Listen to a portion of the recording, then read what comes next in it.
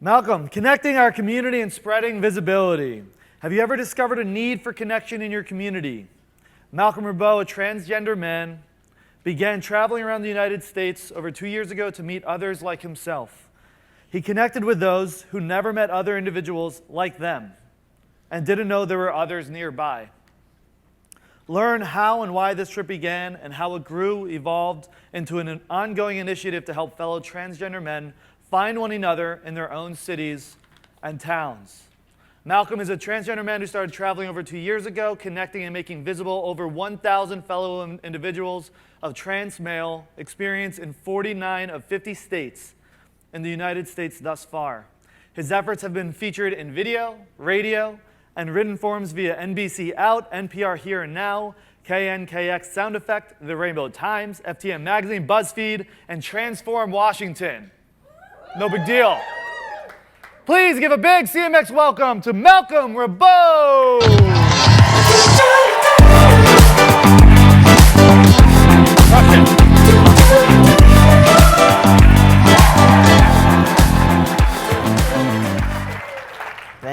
Thank you.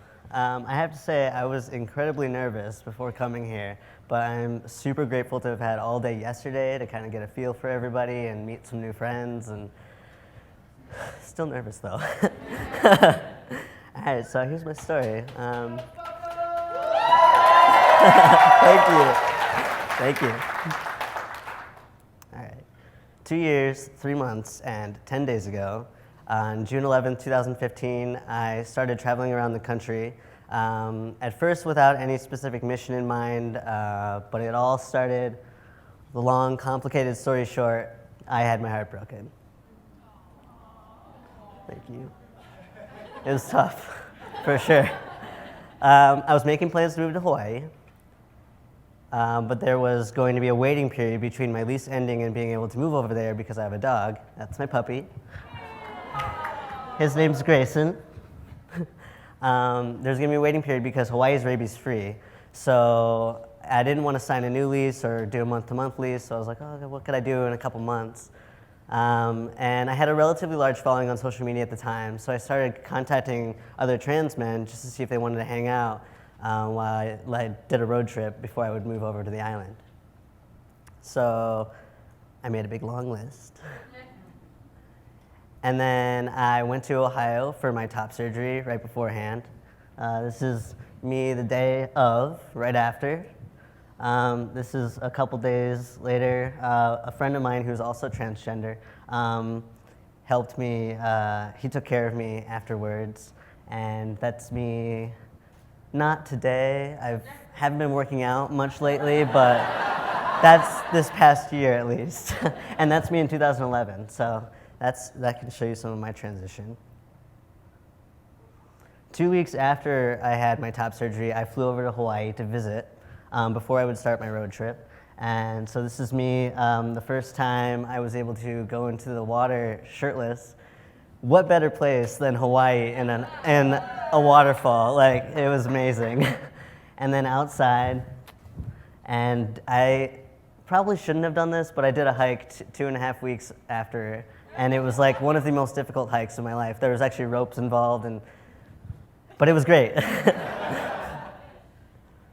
But then plans to move there fell through. By the time that happened, my car was already packed, I'd already quit my job, and my lease had ended while I was actually visiting Hawaii. So I went out anyway. First I headed east. I met a couple guys here and there in a couple of states, but it wasn't until I got to Massachusetts where I met Jude, where I realized that what I was doing actually had a bigger mission than just for fun at first.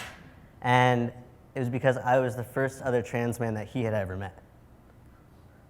That was totally crazy to me because my experience was that when I lived in Chicago, which is where I lived before I started traveling, I had tons of other trans friends, and he didn't have anybody. It's crazy. Having fellow trans men around to be able to go to for support and to celebrate with has been completely essential for me in my own transition. That was the first day that I started testosterone. Somebody actually made me a shirt that said Malcolm the T-Rex. I was counting down. I had drawn that little T-Rex, and that was like my little countdown guy. And then meeting Jude actually showed me that not everybody has that support. And then, the very next day, I met someone just 30 minutes from him. Neither of them knew of each other. It just started to click from there. And after that, I went to Boston proper, so actually in the city of Boston. And just like Chicago, there were lots of other trans men there. I was there for about a week and a half because there were so many. And these are several of the trans men that I met when I was there. But they didn't all know each other, and some of them did, but they didn't all know each other, and some of them didn't know how to find other trans men, because you can't just do a Google search for trans men near me. That'd be amazing, but you can't. At first, my meetings with other people were one-on-one, as kind of like a matchmaking for friends kind of approach. This is actually, both of these guys are actually really good friends of mine now. I've been living with him, he's TJ, for the past year in Spokane as kind of a home base for a bit. But this is one of my favorite stories actually. When I first started, the first 6 months, I met TJ, he let me stay at his place. Him and his wife are super sweet. And then the next day I met Jeremiah, and he had just moved from Arkansas. He moved there with just his truck, his dog, and he wasn't staying anywhere. He didn't have a place to live. He just moved there because he wasn't accepted in Arkansas. His family didn't accept him, his friends didn't accept him, he was completely alone. So I met up with him, and he was really nice, and I had just met TJ the day before, so I was like, man, these guys should talk, you know? So at the beginning, I was just helping them kind of exchange contact information.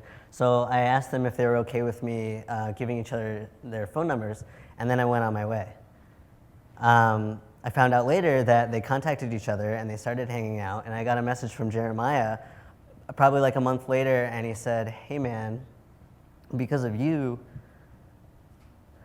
I now have new friends, a family, and a place to live.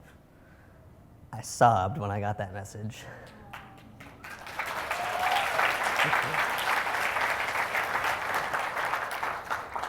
Thank you.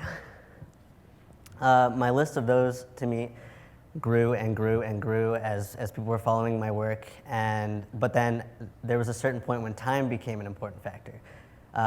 Money constraints, and then also my mom was actually going to be, she travels for work, and she was going to be in Arizona, in Phoenix, for like an evening, like an evening, so I could have dinner with her. But I didn't want to disclude anybody, so I finally started bringing groups together. And a couple people had suggested bringing groups together before, but I thought that doing one-on-one was working, so I was like, okay, let's keep doing this. But I started bringing groups together due to the time constraint, and kept doing that, and kept doing that. And I have way more pictures I could show at this point, which is amazing.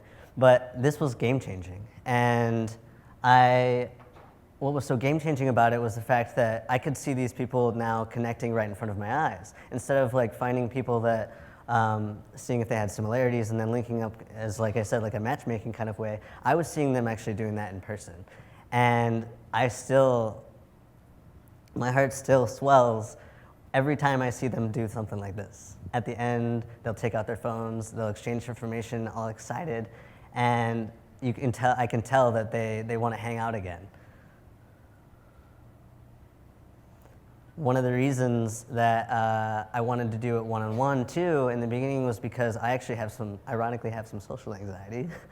And in groups I tend to be quiet and just kind of take on an observer role. But later I found one of the guys in this group actually, who I became really good friends with when I was visiting Colorado. He said, hey, I actually really like the way that you handle these groups because you don't talk very much, and the other people get to talk to each other. So I realized that was actually the strength, and I was like, oh, it put it all into much better perspective for me. Some of the most common things I hear at the meetups: I didn't know there were others like me around. I didn't know there were so many others like me around. And I had never met another trans man before. I haven't always found groups of others to connect with one another. Some areas are more rural than others, as you can imagine. And here are some of the guys that I didn't find other people around them. One from Idaho, a couple from South Dakota, but different areas of South Dakota. So like he was on the east side, he was in the middle, and he was on the west side. So they were like all the way across and just still in South Dakota, but like so far from each other, and they didn't know of each other. But I haven't considered this a failure. Still meeting these individuals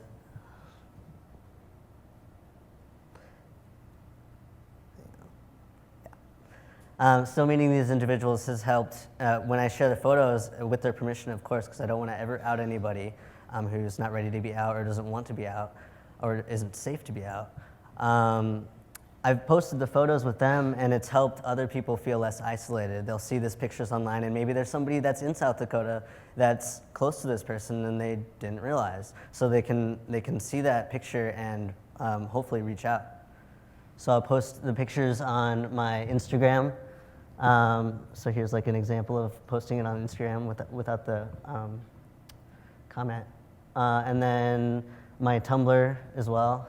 And then I have a Facebook page actually that I set up that all of the photo albums are by state. So I'll put, each picture in whatever state they belong in, and then say you live somewhere, you want to live somewhere, you don't know where you want to live, you can go to this Facebook page and look at all the albums I've got, and a lot of them are also tagged. So you can see like who's in your state, who's by you, or maybe you want to move somewhere. You can see the community already in your state, or you don't know where you want to move, so you want to see where there's a large amount of trans men in a certain area. It also helps to create visibility outside of our community. I found that when I went back through Chicago at one point, my old CrossFit coach was like, "Hey, are all these other people that you're meeting, are they trans men too?" I was like, "Yeah." He was like, "I had no idea that there were other guys like you around." It's like, "Yeah, we're everywhere." Thank you. So one hope is to help put faces to and further normalize our community and help others to see that we're just human, like any other. And here's how I organize. I'll do a post with where I'm going, and then ask others to comment below or send me a message if they live in those areas. I'll add those people to my list system, which looks like this, and it actually has evolved.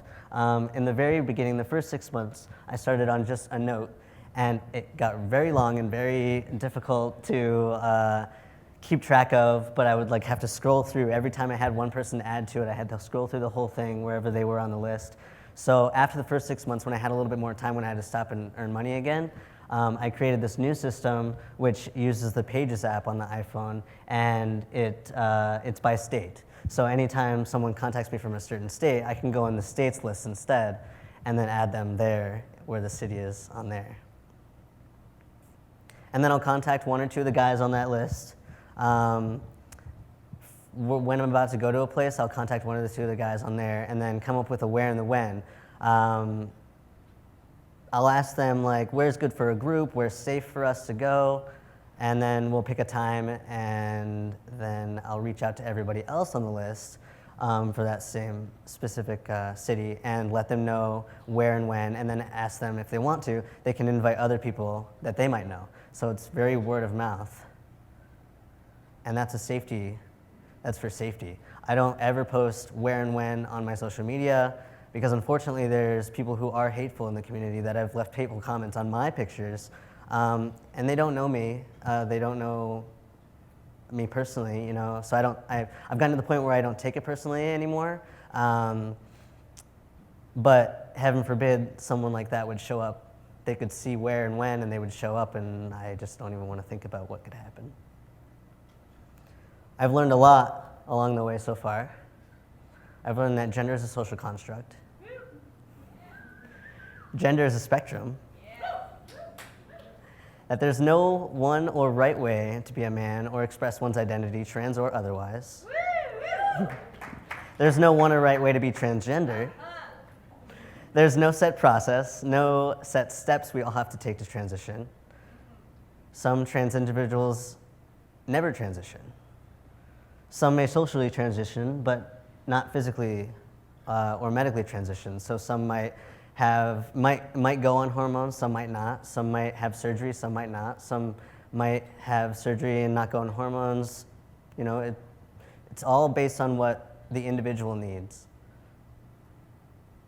I learned that we are all siblings, parents, spouses, partners, and individuals, and we can have any variety of sexual or romantic preferences, and we are human like any other.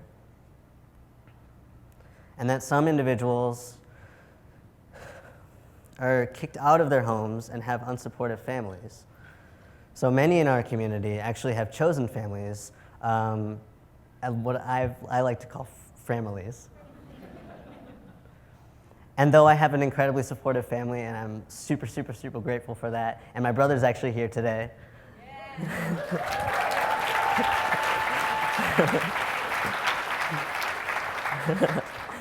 I've got my own family of friends that I've met all over the place now, and these are they've become a couple of my very best friends, and we do our shots together, and they live in Spokane, and my partner actually, right there. I've learned that our community as a whole is a beautifully welcoming, accepting, and embracing one. Along the way, I've had so many people give me places to stay, they've fed me, and they've really kept me going with emotional support too, and I wouldn't be this far without them. Several have actually reached out to me since to update and thank me. Some have found new roommates, become close friends, and some actually keep their friendship groups that I've brought together, and some have like gone camping, and they'll send me pictures, and they'll hang out regularly, so that's been really cool. And then this is Jude today.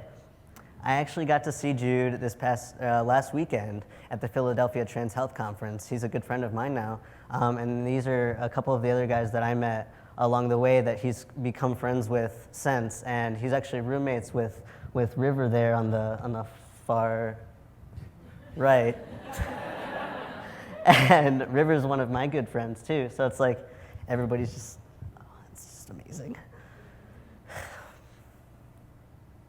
So far, I've done this work in 49 of the 50 states so far, and my intent's to go to Hawaii again. I went there in the beginning, but to go there again and actually do this work there, because before I didn't have my mission. The universe knows best. The future of my work. Everything's been really evolving and just changing and very naturally and organically, and so I've really just put my faith in the universe to kind of guide me on where I'm going next. But two of the thoughts I have, one of them is I plan to get an RV. I spent about a week up in Alaska recently, and I found that when I was up there and I spent an entire week there, people were getting even closer. So it was like, I would have one meetup, and then I'd be like, hey, do you guys want to go on a hike on Saturday? And then we went on a hike, and then I could see them getting even closer. And so just seeing that the length of time and more meetups in a certain area helps to cultivate those relationships even stronger. So my thought is get an RV, travel around, spend longer times in places without having to worry about imposing on someone else's home for that long of a time. And then another idea I have, another plan that I have is to create a website to put online as a huge resource for people, one that they can find each other on. Basically, the base of it would be a map, and I have a little symbol that I've made for myself, a little logo that would be kind of on the map and show you where I'm at, and then it would be account-based, so everybody that I've met so far, I'd ask them to join, and then be on this website where it's sort of like my Facebook page, but as a website on its own. So it's like you can go to a state, see if there's people there, maybe you want to move somewhere. Same as my Facebook page, but like as a full website. And then also a way for people to find resources, because two of the most common questions I get on my social media is, hey, is there anybody else around? But then also, how do I start my medical transition? And I don't always know, because it's so different in every state, so this would be a way that people could find resources in their states. And I just want to say, we are everywhere. Yeah. I think that's an important thing to say.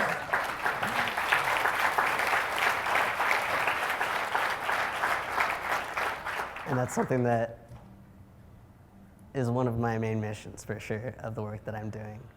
And if you want to learn more, like was said before, you can contact me and I can give you the links, but my work's been featured in these different areas. And you can contact me either on my Facebook page, Instagram's really good, all at Gorilla Shrimp. So, thanks for having me.